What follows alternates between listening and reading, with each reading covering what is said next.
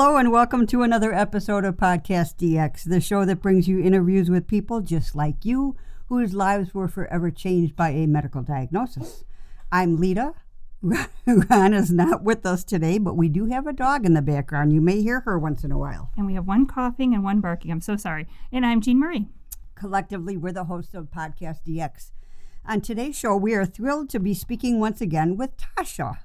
Tasha, if you recall, is a patient advocate and the founder of My Walk with Myasthenia Gravis in St. Louis, Missouri. It's a charity.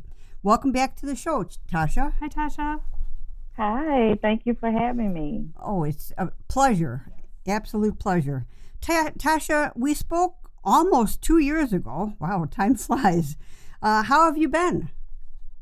I've been well, keeping myself safe and busy, but most importantly, safe. Mm-hmm. Mm-hmm. Yeah, this has been a hard time to do that in the last 2 years.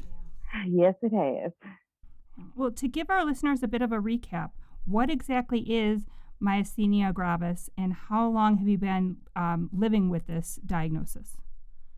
Myasthenia gravis is a rare, chronic, and life-threatening autoimmune disease, which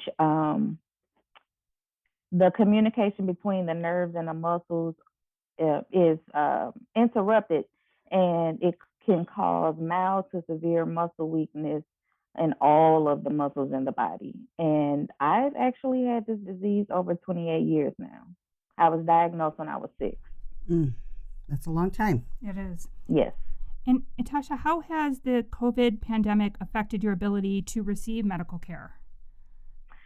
So I was nervous about it when COVID first happened, but thankfully I had all of my, like my regular checkup appointments and things like that. But in between time, I received a maintenance treatment called Rituxan. Mm-hmm.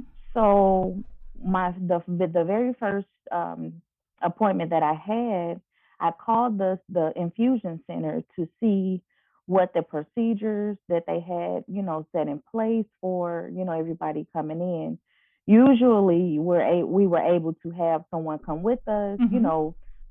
If they dropped you off or something like that, but they had everything completely on lockdown to where just us, the patients, could come or were supposed to come in, get the treatment, and do the ending part, whether you sit for a little while or you just go on and leave. But they were wiping everything down, going over the floors. All of the nurses, I absolutely adore them. The doctors, they frontline workers. That's a lot of work in something like this, but they maintained complete professionalism with all of the patients coming in, keeping us safe. And I felt so much better because I was really nervous. Mm-hmm. Just walking outside is, when the whole world shuts down and you can just basically only go to the store and get what you need to come home. Right. But I had an extra task, but I was very happy with the results.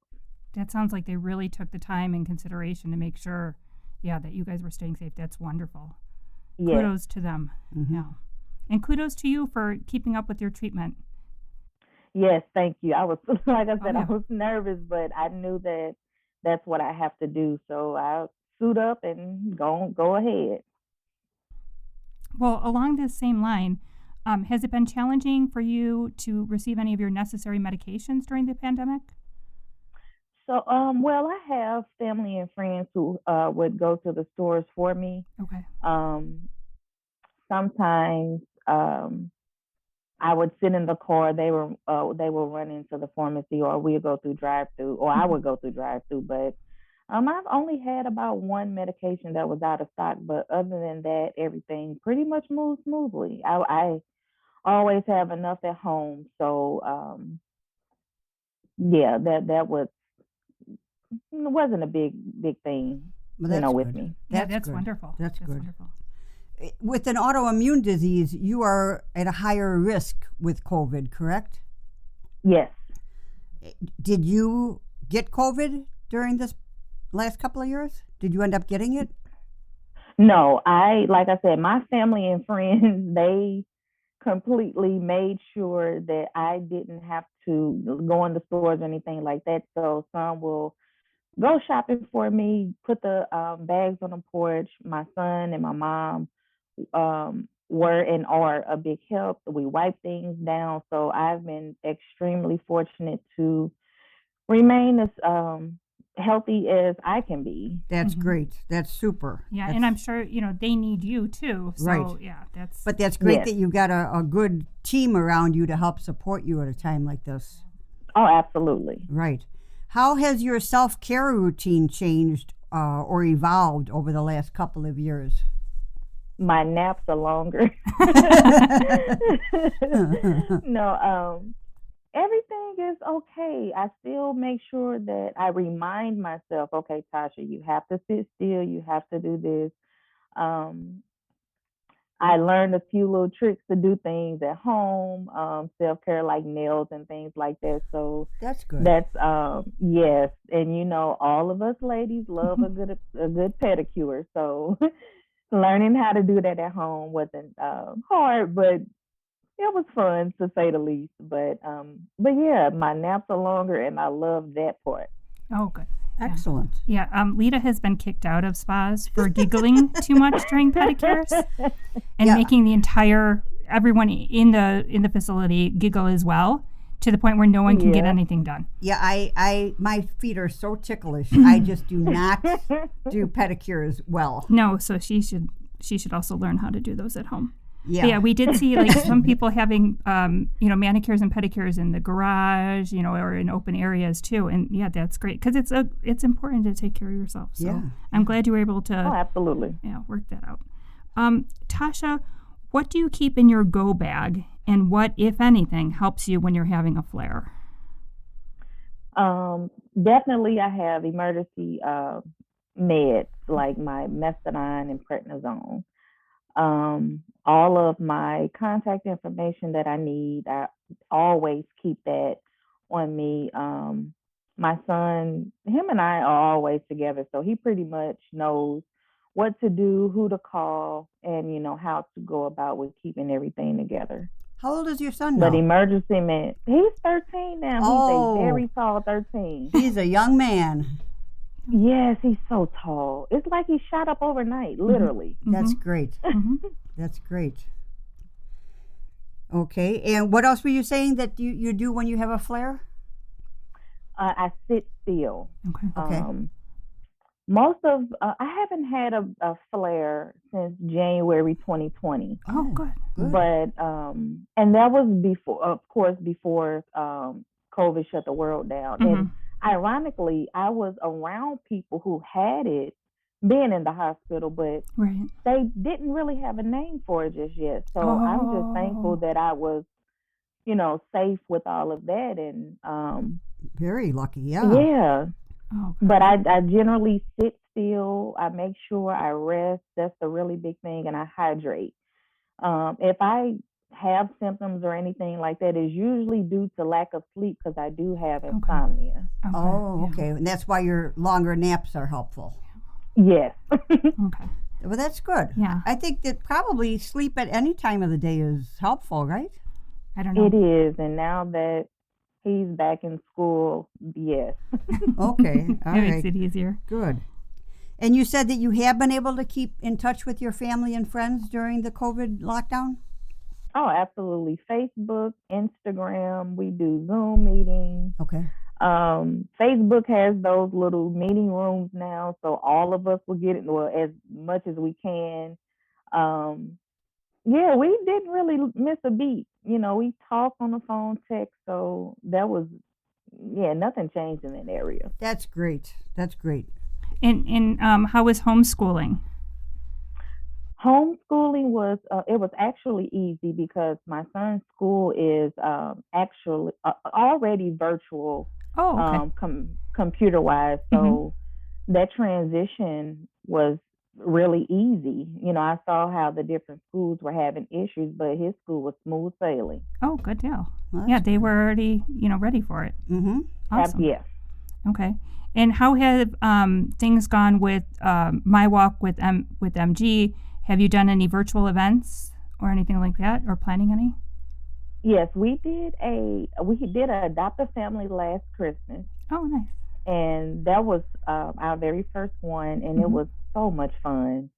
And we recently just did a back to school drive for kids with MG, and we were able to bless 4 children with school supplies. And we posted a couple of videos, Mhm. and just to see the excitement over just school supplies from them was so emotional and so happy, just happy. And but for us and my team, we just whatever we can do to help, that's what we're going to do. Yeah, you're making a big change in their lives, and yeah, a nice positive change in their lives. Yeah. It was fun watching that on Instagram, and yeah, that was great to watch. Very Yeah, uplifting. we didn't want them to, because it's so many adults, they have their support groups and things like that. We didn't want the kids to feel left out. And I Mm-hmm. know how Mm-hmm. they feel because I've grown up with MG. Mm-hmm. Mm-hmm. So those different moods and different feelings, um I can connect with them on that. So I didn't want them to get lost in just the adults getting help and things like that. No, we're here for them as well. That's Awesome. excellent. And Tasha, could you tell us about your experience with the COVID vaccination program? So I'm actually getting ready to get my vaccine shot. Okay. I waited a little bit, um, and my medical team and we talked and conversed back and forth because they wanted to make sure it didn't work.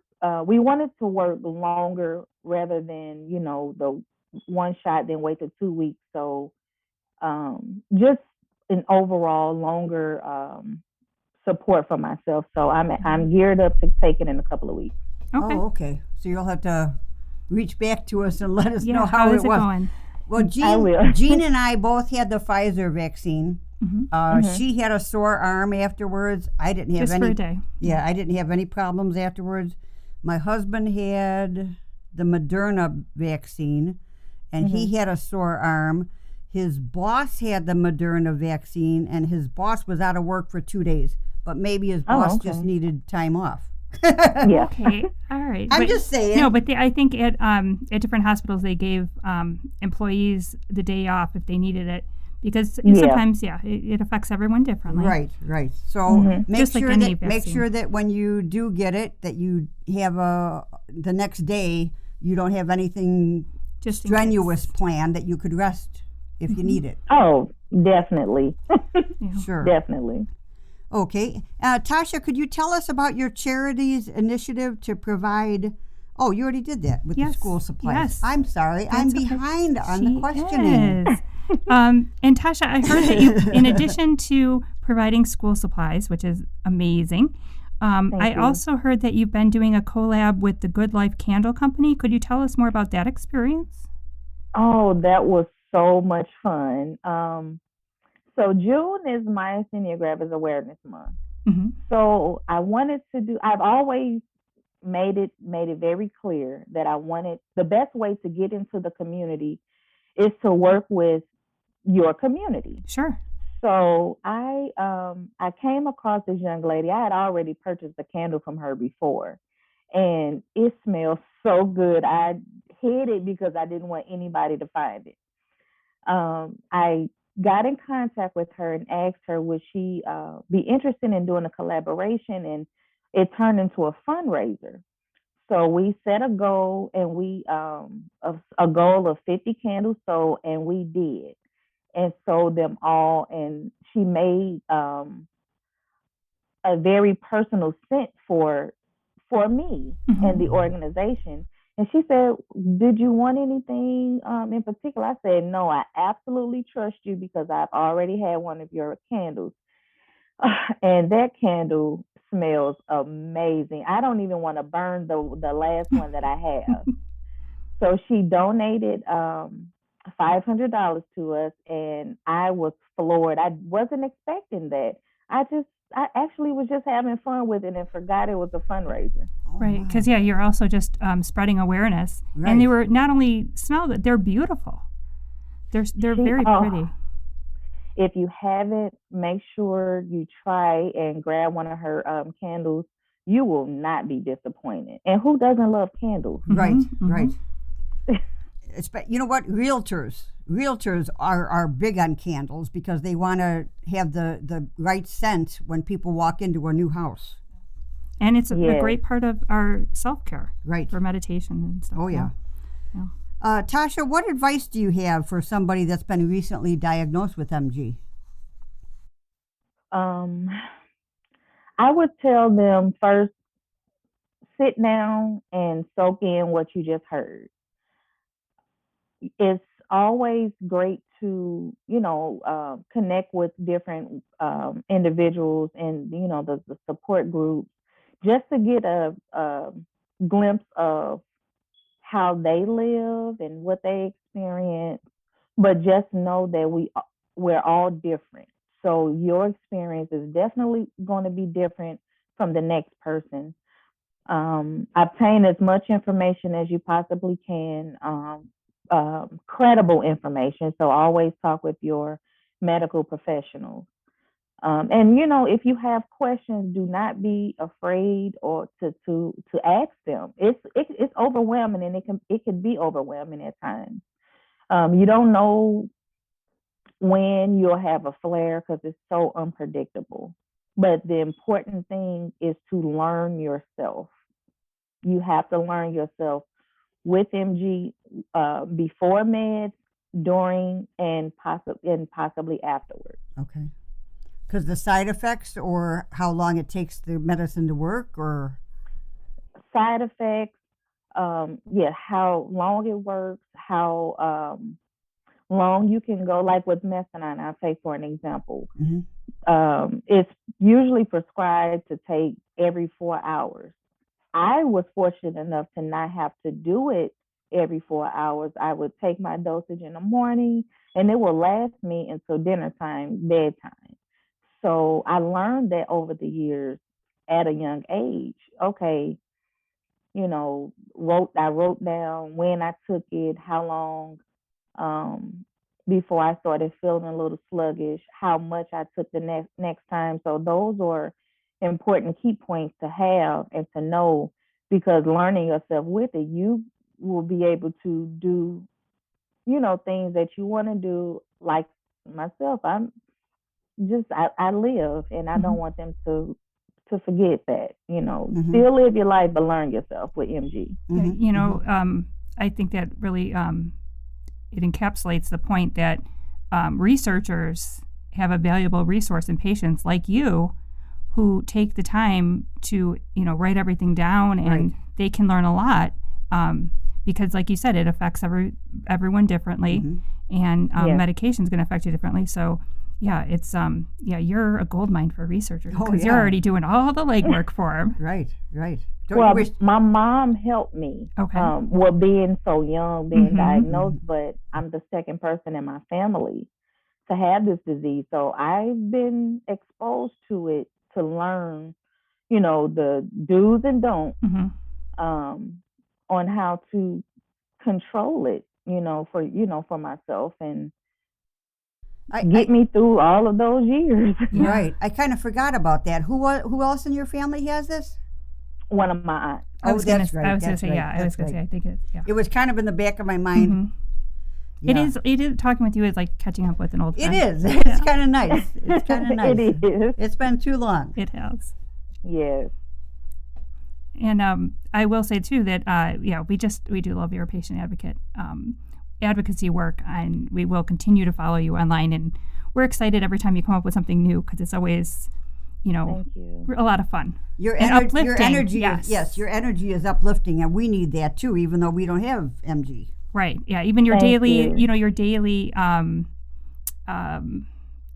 like reminders to take care of yourself or whatever. I love watching when your feed pops up. It's always inspiring. Right. Thank you. Oh, thank you so much. You have to, Now, don't get me wrong. I still have those days where I'm like, oh, this just cannot be happening again. But I have come so far with this disease, and I talk to my mom all the time, and the things that, she had to, talk to the doctors and things like that when I was a kid, and things that they said that I probably wouldn't do, I did. I was determined to not let this disease control every aspect of my life, even from having a child. They said it wasn't, they didn't recommend it. Well, he's 13 now, so, can't really go back on that. So it's, I just, you have to find a silver lining in